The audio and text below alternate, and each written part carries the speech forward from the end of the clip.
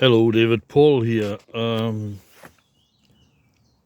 This is a video that I'm not going to put up on YouTube for quite a while, because what I'm going to do is I'm going to make a video of things when they're a bit more advanced and more fortunate looking, and so that people don't look at it and say, oh my god, you know, that's terrible, because this is a progression towards something better. But you've got to show the bad stuff, because if you don't show the bad stuff, then you're just idealizing your life, and people do this all the time. My daughter does this even on her YouTube channel, and I know that she has problems in her life like any human being, you know, but she's got this life where it just looks like, I don't know, something out the Kardashians if you were to look at her videos. Anyway, here I am in a forest, and I'm not going to say where it is.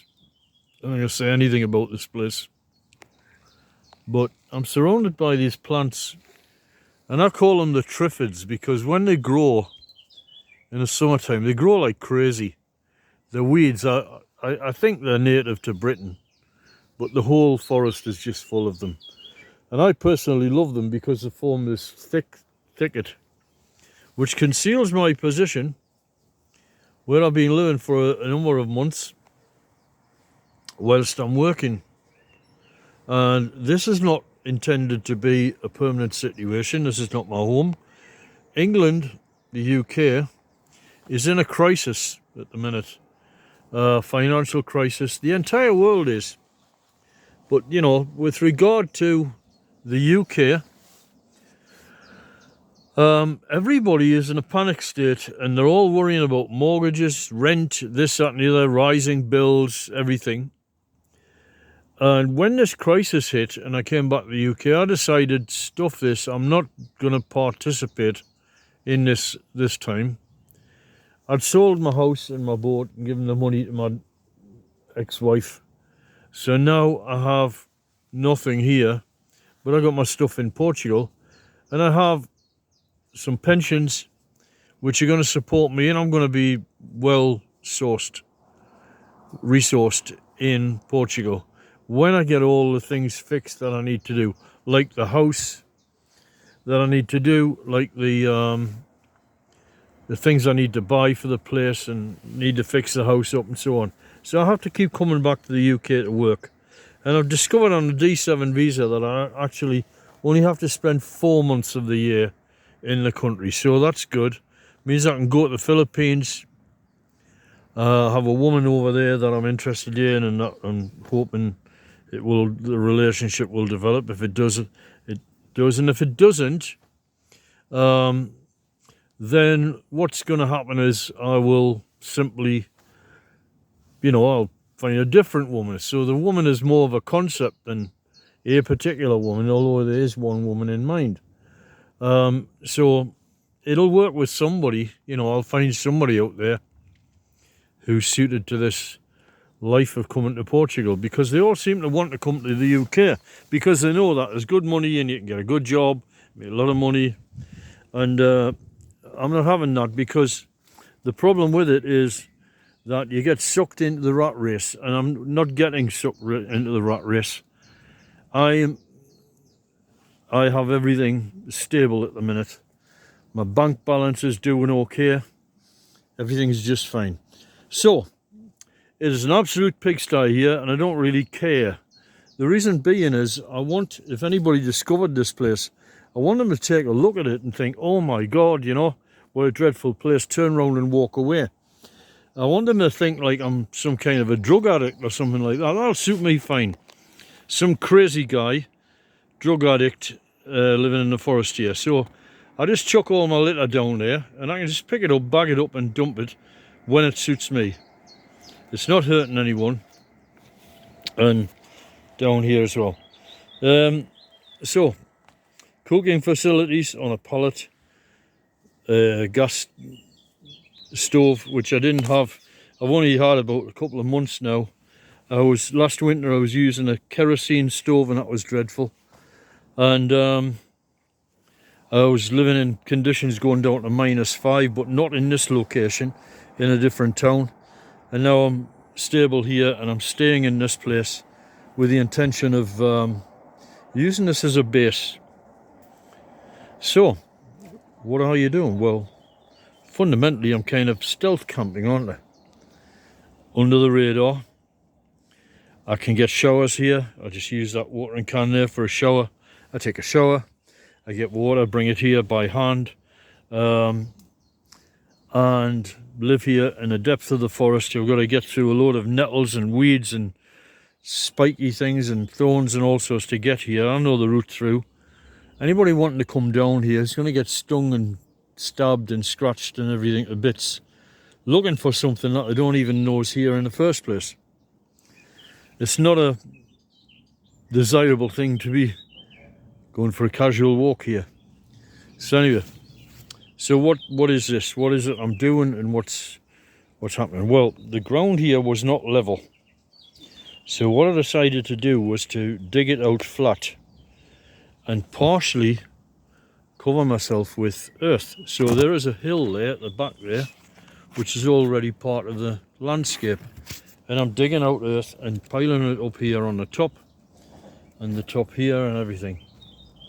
Now, if you take a look at some of the Kirsten Dirksen videos, there's one of them, Kirsten Dirksen, that video is about somebody, a German guy, who was weaving trees together to create structures. So I've thought about doing this for years, and he's actually done it. And it has been done in the past. It's not unique. It's called pleaching when you do it with hedges. But what I'm going to do is I'm going to weave together vegetation to create a structure here. So in a sense, you can just grow your own structure. Now that was the original plan, and the trouble is it's going to take so long. So I'm going to use the vegetation as camouflage, so the entire structure is going to be buried, and it's going to be basically like a dome, but it's going to be buried under vegetation. So anybody taking a look at it would think it was just a dome of vegetation which has overgrown a hill, and it would be all sticking out and stuff, and I'll put thorns in it and God knows what, and it'll discourage them and they'll not want to know. And I've come up with a cute plan as to how to avoid detection. Even if they follow the paths through to the end, they'll come to something which will throw them off the scent. So anyway, I'm a master at this. I can blend into the environment. I'm getting better and better at this sort of thing. I reckon I could do this in the centre of a park or something in a city, but I'm not going to do that. I'm in a place where very few people go. It's basically deserted. Okay, now down there are a bunch of ivy plants, and the purpose of those ivy plants, I've got other ivy plants here which I took as cuttings and I put them in water, and they're supposed to root, and it hasn't worked. Damn the ivy, I tell you, if you want it to grow, it's awkward. It'll just faff around and do nothing. And if you don't want it to grow, if it's taking over your house, it'll fight you like hell and take over your house. So the plan is that this ivy here, so I went and bought this stuff here down the bottom, and the plan is that I'm going to put that all together and weave it into a structure which will be the base, the cover for this house.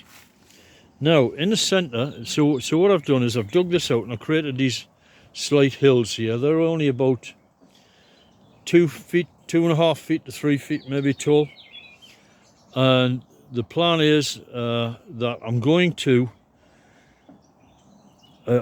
this took me so much thinking through to do this, just ideas like my son saying, why don't you live in a yurt, Dad? And yurts are expensive. So, and then the penny dropped. I thought, ha ha ha. If you look back on my videos, you'll know that I built a cabin out of pallets and what you call cullwood, wood that's not wanted.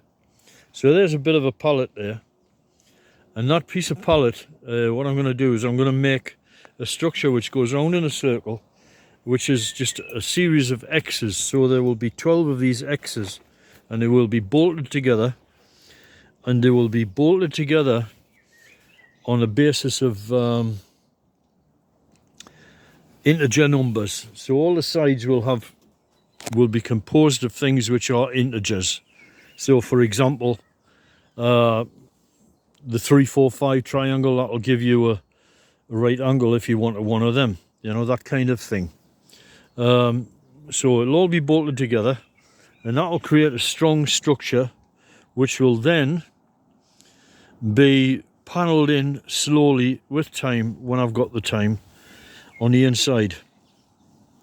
Not that that's necessary, because behind it will be a black plastic sheet which will cover, keep the weather out and everything, and on the top there will be a sort of wooden structure made of pallets, which I will show you later, because I've got a unique method of constructing that. It's really quite clever. It's a sort of concertina thing. You just keep adding wood to the concertina till eventually the concertina closes up and it just becomes a solid roof. Because this is an idea I've had for a long time. You know, instead of doing calculations on beam strengths and this, that and the other, why not just make the entire roof all beams? So if you're into removing carbon dioxide from the atmosphere, that's a really good way to do it, because it uses a tremendous amount of wood to do that. And then you will have a ceiling above you which is absolutely solid, and you can walk around it anywhere you like, and it can't collapse, it can't be subject to any kind of structural failure, because every single piece of the thing is structural. So then what you do is, as time goes on, you have a scheduled, whatever you want to say, replacement scheme, whereby you simply replace boards in this structure so that it's constantly new, or at least it never ages beyond a certain age, and it can never fail. And that's that. I've discovered a method of treating wood which I've yet to try. Well, I haven't discovered it, I've invented it. And the plan is to use this stuff. This here, that is a bottle of, it's a milk bottle, but I've put in it a material called calcium chloride. Now, I know this thing from my old days as a chemist, beads of calcium chloride. What this does is it extracts moisture from the air, and it dissolves in that moisture, so it will not remain like that. Even in this plastic thing, it will absorb moisture through the plastic, and then it'll form a solution. But the thing is about that solution is it won't keep getting more and more and more dilute. It'll come to a sort of state of equilibrium with the atmosphere. So the plan is to dissolve this stuff up in water and paint it onto the wood. So what does it do? It soaks into the wood, and it will slowly diffuse into the wood and spread through every piece of the wood. So the entire wood structure is going to be full of this, and the wood in a sense will be wet, so it'll lose its insulation properties. So it's not a thing you want to use for something if you want it to be a good insulator. However, the consequence of it being wet is it's not going to burn. So if there's like a forest fire somewhere like in Portugal, that kind of wood is not going to burn. It'll char, and I guess you could incinerate it if you burnt it enough. It's not actually going to catch a light and self-support the fire itself. So that's the plan with that. And the thing is, so how does this work? Well, the way it works is, in a sense, if the... I'll just flip the camera around. Let's flip the camera around. Come on, flip around. Nope, it doesn't want to do that. Never mind. Okay, the way this works is that the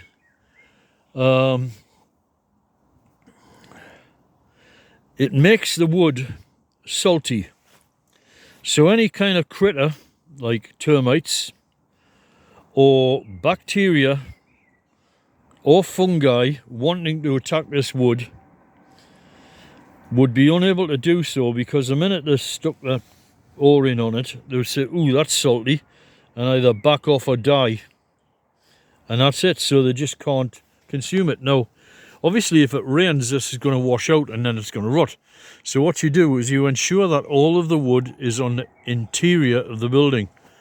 Now, in this case, the exterior wood is going to be ivy.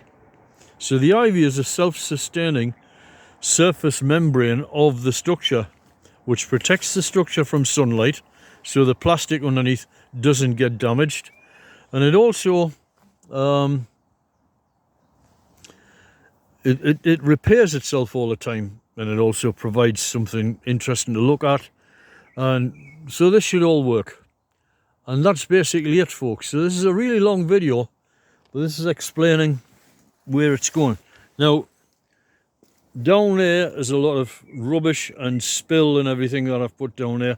So you can see the natural level of the ground is actually much further down than where I am. So this ground area here could go down a couple of feet if I wanted to, but I'm not going to do that. I'm not into living underground. This slight earth berm, I think, is going to be good enough for me. And that's it. So next video, we should have some progress on this, and it should be starting to look like something respectable. And then I head off to Portugal, and then I come back, and then I continue my work on this. The thing about this thing here is it's a sort of modular job. You know, you just put something up, you live in it, and you tolerate it. I mean, you start out with a tent, you live in a tent, and you hate it, but just suck it up, because these are good tents, they're dry. I've lived in this now in this tent and its predecessor for a year, in temperatures down to -5, pouring rain, and got through it. So this, I highly recommend this tent from Decathlon, and all the tents of Decathlon. Decathlon make really good equipment. If you're going to do this kind of thing, go to Decathlon. Just trust all the Decathlon equipment, and that'll sort you out on whatever you need. So as you can see, the triffid things, I call them triffids, they're really high, so I'm well covered here. Nobody knows I'm in here. About Decathlon,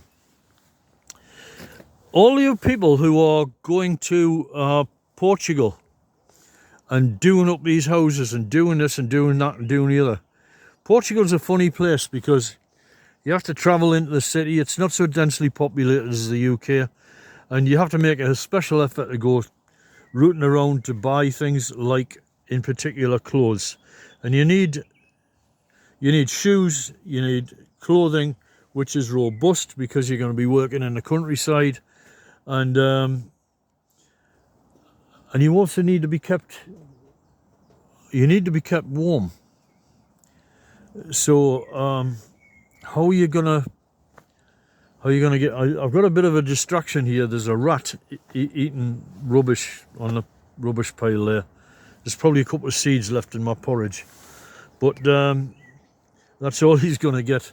I used to chase them off. I've given up now. Once this place is secure, they'll all be gone, because they'll have nothing of interest. Yeah, so about Decathlon and the clothes, what I realised about all of the equipment and everything that you get out of that company, Decathlon, is it's all really well made, never fails, and it does the job that it's supposed to do. And here's the thing is, if you take items from Decathlon through the customs back and forwards with you to Portugal, and you get stopped by the customs, well, the thing is, it actually came from the European Union, so you're just taking it back in. So you can't possibly need to pay import duty or anything like that. So basically you can go shopping in Portugal in Decathlon in the UK. Just go to Decathlon, make notes on all of the things that you want to buy, and then go to Portugal and buy it there, so you don't have to carry it and leave it in Portugal as well. Now, in particular, a problem with this life is that it's very hard wearing on the clothes. So you need practical clothes. I always like to wear things like this, which is these are cargo pants, and I choose them because they're very boring. I chose these pants because these are the most boring pants I can think of. Because what I want to do is I want to look boring. I want people not to notice me here. And I want to just walk out of the forest and just blend in, or into the forest and blend in. So you don't want to be wearing jazzy colours. You do that in the city centre by all means. In fact, actually, don't look like the forest you when you're in the city centre. There's a whole craft to this thing, and it's taken me a year to learn how to live outdoors. But it's been a tremendous experience, and now I'm not scared of anything. Now I know that I can function in the wild. Apart from grizzly bears, nothing really scares me. And we don't have grizzly bears here. So I reckon I could do this in Alaska. So this is my Alaska. I think I might put this on as the title, My Alaska.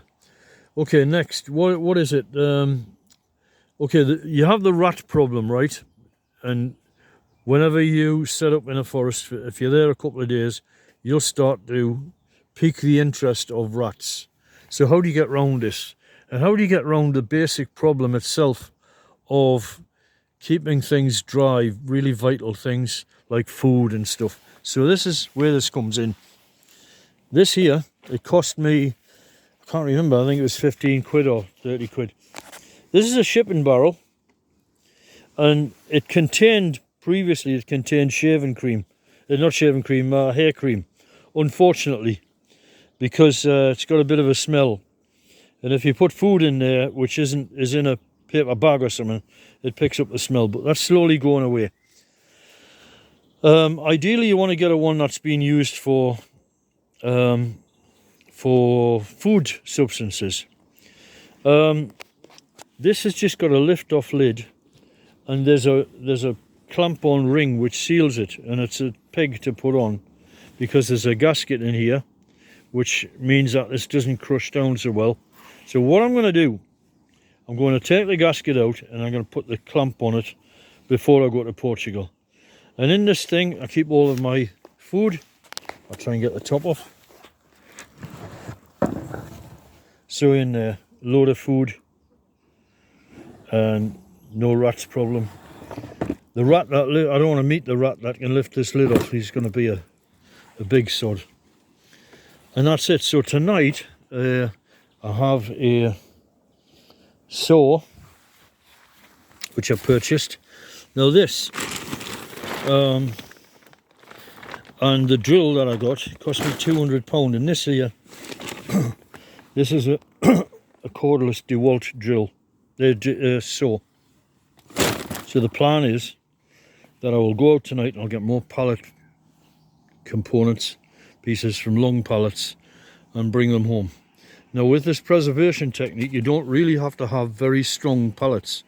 They don't have to be like really thick, heavy pallet wood.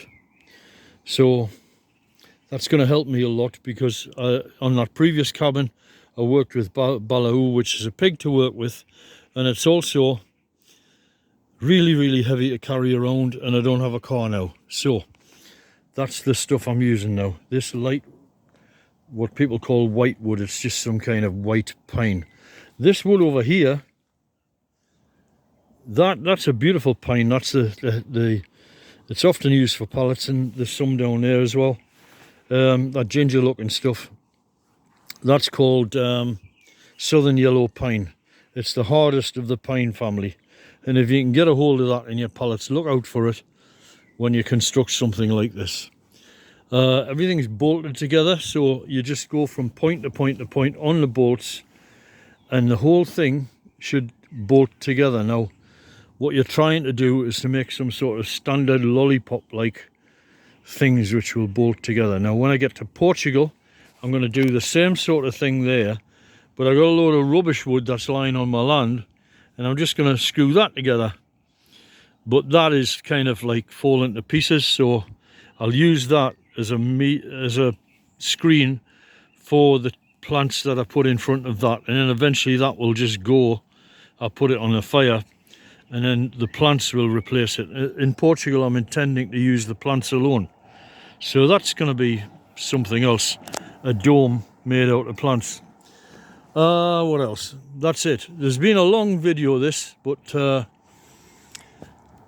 wanted to explain everything and why I'm doing things and so on. I could go and rent a room, but I don't want to do that, because what's absolutely important to me is to get this damn mortgage paid off on my house in Portugal, so I can quit and get over there and get on with life. And if I just get into the system, hand the money over to the man every month, well, you just never move forward. So I'm a man, I can hack it, I can do this sort of thing. Women don't like this sort of thing. I understand that, you know, I wouldn't expect my daughters or whatever to do this. But as a result of my sacrifices, my daughters will have a house in Portugal to turn to if in times of need, whatever, you know, crisis or whatever. They'll have somewhere to go to. And that's all built on the back of me just sucking it up, doing this and getting on with it, because that is the central family home now. So there you go. So anyway, I hope this gives somebody some encouragement as to what they could do if they found themselves to be homeless, which technically I'm not really, and you know, gives them hope that they could progress. If I stay here for 4 years, I could actually claim the land, or claim the right to stay, which you never know, I may do. It kind of incentivizes me to make a nice job of it, because it's always going to be here as a resource for me to come to when I need to come here and work. Because at the minute, you're looking at something like 650 to 750 pound to rent a room in London, and well, that's 1.5 mortgage payments extra every month. It's insane. I'd rather finish the mortgage quickly. And anyway, it's nice here. I've got the deer barking at night, and I've got the owls, and I see eagles flying above, like, not eagles, they're like sort of birds of prey of some sort, not like Portugal, but the smaller ones. So I pretend they're eagles. So it's nice, it's good. And there you go. One last look at the sky. And that's it basically. So anyway, God bless, Jesus be with you, and see where this goes on the next video. Bye.